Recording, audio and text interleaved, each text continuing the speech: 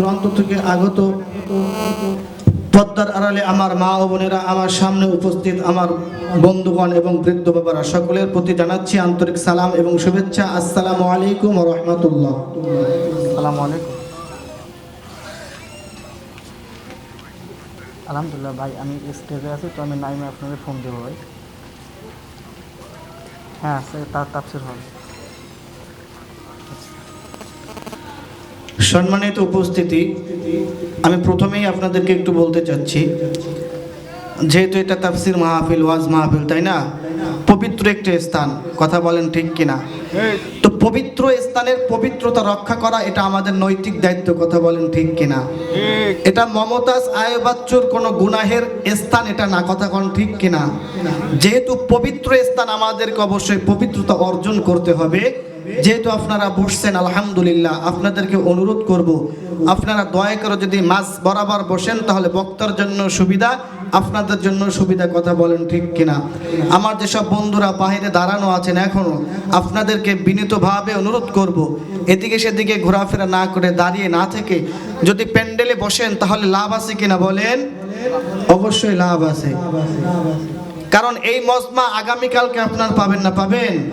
এইখানে আজকে বসে যা ইনকাম করার, আজকে এখানে বসে আমল যা করার আজকে করতে পারবেন, এই আয়োজন আর আগামীকালকে থাকবে না, থাকবে? এর জন্য সময় সব সময় আসে না, সুযোগও সব সময় আসে না। আসে ক্ষমতা 16 বছরের বেশিও থাকে না, তার বাস্তব প্রমাণ আমরা বাংলাদেশের মানুষের, কথা কন ঠিক কিনা? এর জন্য ক্ষমতা পাবার পরে ক্ষমতার অপব্যবহার করতে নেই। যদি ক্ষমতার অপব্যবহার করি তাহলে তো অবশ্যই দাদার কি বলে ওটাকে, পাঞ্জাবি ধুতির নিচে যাই আমাদেরকে পালাতে হবে, কথা কন ঠিক কিনা? এর জন্য যেমন করে ক্ষমতা সারা বছর থাকে না, তাফসীর শোনার ক্ষমতাও কিন্তু এবং এই সুযোগ আগামীকালও পাবেন না, কথা বলেন ঠিক কিনা? এর জন্য আমল যা করার আজকে এখানে বসে করতে হবে, যেহেতু সামনে রমজান আসতেছে। অপারেটর ভাই, এই দুটো যদি সমস্যা, এই দুটো বন্ধ করে দেন, বুঝছেন ভাই? পিছনে মাইক দেওয়া আছে, পিছনে মাইক থাকলে এই দুটো অফ করে দেন, আর নাহলে ডিস্টার্ব হচ্ছে, কেমন ভাই?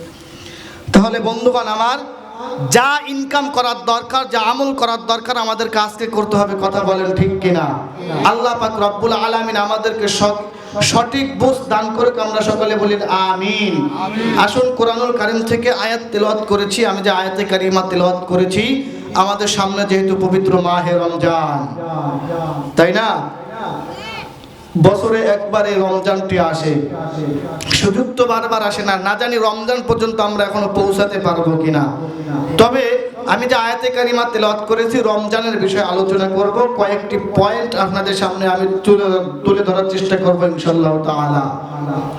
আমি যে বিষয়টা আপনাদেরকে জানাতে চাচ্ছি, যেহেতু সামনে মাহে রমজান আসতেছে, আমাদেরকে কিছু প্রস্তুতি নেওয়ার দরকার আছে, আমাদের ভিতর থেকে অনেক কিছু বর্জন করার দরকার আছে, কথা বলেন ঠিক কিনা? কারণ পবিত্র মাসে তো আমরা মমতাজের ল্যাংটা গান দেখতে চাই না, আমরা আয়ুব বাচ্চুর ল্যাংটা গানগুলো আমরা শুনতে চাই না, কথা বলেন ঠিক কিনা? কারণ আমি প্রথমেই কিন্তু বলেছি, পবিত্র জিনিসের পবিত্রতা রক্ষা করা এটা আমাদের দায়িত্ব এবং কর্তব্য।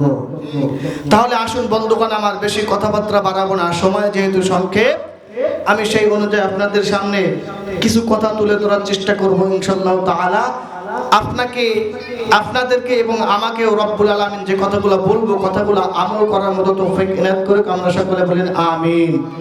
আসুন আলোচনার ভিতরে ঢুকবো, এর আগে আমরা একটু দোয়া পড়ি, সবাই আমার সাথে পড়েন, রব্বি জিদনি ইলমা, রব্বি জিদনি ইলমা, রব্বি জিদনি ইলমা, রব্বি ইয়াসসির ওয়ালা তুআসসির ওয়াতাম্মিম আলাইনা বিল খায়র, রব্বি ইশরাহ লি সাদরি ওয়া ইয়াসসির লি আমরি ওয়াহলুল উকদাতাম মিন লিসানি ইয়াফকাহু কওলি। আসুন বন্ধুগণ আমার, ডাইরেক্ট আমরা আলোচনার ভিতরে ঢুকে যাই, যেহেতু সময় খুবই সংক্ষেপ, অন্য ধরনের কোনো কথা বাড়ানোর চেষ্টা আমরা করব না ইনশাআল্লাহ তাআলা। সম্মানিত উপস্থিতি, আমি কোরআনুল কারীম থেকে আয়াতে কারিমা তেলাওয়াত করলাম। আমি কোরআনুল কারীম থেকে আয়াতে কারিমা তেলাওয়াত করেছি। আল্লাহ তাআলা বললেন, ইয়া আইয়ুহাল্লাযীনা আমানু কুতিবা আলাইকুমুস সিয়াম কামা কুতিবা আলাল্লাযীনা মিন ক্বাবলিকুম লাআল্লাকুম তাত্তাকুন। বলেন আল্লাহু আকবার। সম্মানিত রূপসাবাসী, আল্লাহ তাআলা এই আয়াতে কারিমার ভিতরে আমাদেরকে ডাক দেয়া বলতেছেন, হে ঈমানদারগণ। আল্লাহ তাআলা এখানে ঈমানদার বলে আমাদেরকে সম্বোধন করলেন। রব্বে কাবা আমাদেরকে ঈমানদার বলে ডাক দিলেন, আমাদেরকে ঈমানদার বলে ডাক দিয়ে বললেন, হে ঈমানদারগণ, আমি আল্লাহ তাআলা তোমাদের প্রতি রমজানের রোজাকে ফরজ করে দিয়েছি। একটু আওয়াজ দিয়ে বলেন না, ফরজটা কার হুকুম? ফরজ হলো আল্লাহর হুকুম। আল্লাহ তাআলা সেই ফরজ দায়িত্ব, ফরজ রোজা আমাদের উপরে দান করলেন। রব্বুল আলামিন শুধুমাত্র আমাদের উপরে রমজানের রোজাকে ফরজ করে নাই। আমরা যদি কিয়ামতের ময়দানে আল্লাহর কাছে প্রশ্ন করি, আল্লাহ আপনি কেন মাত্র শুধুমাত্র আমাদের উপরে রমজানকে ফরজ করলেন, এরকম প্রশ্ন থাকতে পারে কিনা? আল্লাহ তাআলাও অ্যানসার করলেন একই আয়াতের ভিতরে, বান্দারে ও বান্দি, আমি শুধুমাত্র তোমাদের উপরে রমজানের রোজাকে ফরজ করি নাই, তোমাদের বাপ দাদা, তোমাদের পূর্ববর্তী মানুষ যারা ছিল, আমি আল্লাহ তাআলা রমজানের রোজাকে তাদের উপরেও ফরজ করেছিলাম। সম্মানিত উপস্থিতি, রমজান মাসটা খুবই গুরুত্বপূর্ণ একটি মাস, সুবর্ণ সুযোগের একটি মাস, কোরআন নাজিলের মাস, রহমত মাগফিরাত নাজাতের মাস হলো এই মাহে রমজান মাস। রমজান মাস সামনে আসতেছে, এখন বর্তমানে শাবান মাস চলছে। আল্লাহর নবী সাল্লাল্লাহু আলাইহি ওয়াসাল্লাম রজব মাস আসার সাথে সাথে আল্লাহ তাআলার কাছে দোয়া করতেন, রব্বুল আলামিন রমজান পর্যন্ত আমাদেরকে তুমি পৌঁছাই দাও, এবং রজব এবং শাবানের যে বরকত রয়েছে আল্লাহ, এই বরকতগুলো তুমি আমাদেরকে দান করে দাও। বলেন না সুবহানাল্লাহ। আপনারা একটু বলেন তো, এই দোয়াগুলো ভালো না খারাপ? রজব এবং শাবানের বরকত আমাদেরকে দান করো এবং রমজান পর্যন্ত পৌঁছে দাও। যেহেতু সামনে রমজান মাস, সম্মানিত বন্ধুগণ আমার, সম্মানিত রূপসাবাসী, আসুন আমরা রমজানের কিছু প্রস্তুতি সম্পর্কে আলোচনা শুনি। আমাদের যদি ছেলে সন্তান অথবা কন্যা সন্তান যদি আমরা বিবাহ দেই, মাসখানেক আগের থেকে তার পরিকল্পনা চলে কিনা? অবশ্যই চলে। একটা আর্থিক একটা খরচ চলবে, কিভাবে আমার সন্তানটাকে বিবাহটা সম্পূর্ণ করা যায়। যেমন করে আমাদের সমাজের মানুষ কোনো কাজ করার আগে থেকে প্রস্তুতি নেয়, তেমন করে রমজান মাসটা তো আমাদের জন্য সুবর্ণ সুযোগের একটি মাস। এই রমজানের জন্য আমাদেরকে প্রস্তুতি গ্রহণ করার দরকার আছে না নাই? অবশ্যই আছে। তাহলে আসুন আমরা মানুষেরা রমজানের প্রস্তুতিটা যেইভাবে নেই, আমরা মনে করি সামনে রমজান আসতেছে, মসজিদে একদিন ইফতারি খাওয়াতে হবে, আবার আমরা প্রস্তুতি নেই 5 কেজি বুট, 5 কেজি ছোলা, চিনি, মুড়ি, চিরা আমাদেরকে কিনে এটাকে মজুত করে বাসায় রাখতে হবে। এটা কি আমাদের প্রস্তুতি হতে পারে বলেন? কোন ইমানদার, কোন মুমিনের প্রস্তুতিটা তো এরকম হতে পারে না। ইমানদারের প্রস্তুতিটা তো এরকম হবে, সামনে রমজান আসতেছে, কিভাবে আমার আমলটা বৃদ্ধি করা যায়, কিভাবে আল্লাহ তাআলার নৈকট্য আমাকে লাভ করা যায়, কিভাবে শয়তান থেকে দূরে থাকা যায়। একজন ইমানদারের প্রস্তুতিটা তো এমনই হওয়া দরকার। কথা বলেন ঠিক কিনা?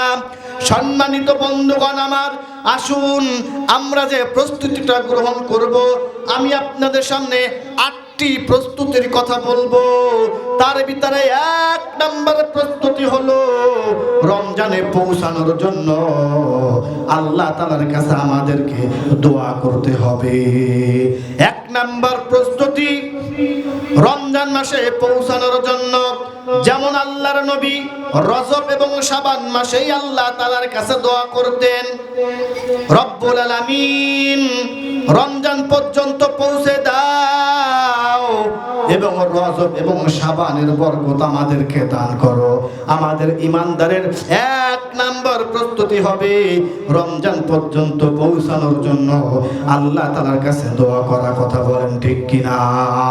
আমরা যদি আল্লাহ তাআলার কাছে দোয়া করতে পারি তাহলে আল্লাহ তাআলা দোয়া কবুল করবে কিনা? কারণ পবিত্র মাস রজব মাস, শাবান মাস, আর আল্লাহ তাআলা বললেন উদউনি আস্তাজিব লাকুম, বান্দা তোমরা আমার কাছে বেশি বেশি করে চাও। আমার কাছে যদি বেশি বেশি করে চাও রে বান্দা, তবে আমি তোমাদেরকে দান করব, আমি তোমাদের উপরে খুশি হব, আর খুশি হয়েই আমি তোমাদেরকে বেশি বেশি করে রহমত দিব, বরকত দিব। কথা বলেন ঠিক কিনা? এর জন্য একজন ইমানদারের সর্বপ্রথম প্রস্তুতি হবে আল্লাহ তাআলার কাছে দোয়া করা। মনে থাকবে তো ইনশাআল্লাহ? 2 নম্বর প্রস্তুতি হবে ইবাদতের জন্য নিজেকে প্রস্তুত করা।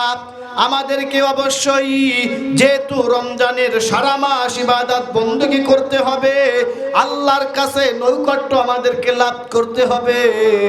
এর জন্য ইবাদত বندگির জন্য আমরা বিগত 11টি বছর যাই করি না কেন, রমজান মাসে বেশি বেশি আমল করার জন্য, বেশি বেশি ইবাদত করার জন্য, নফল ইবাদত, ফরজ ইবাদত বেশি বেশি করার জন্য আমাদের নিজেদেরকে প্রস্তুত রাখতে হবে। কথা বলেন ঠিক কিনা?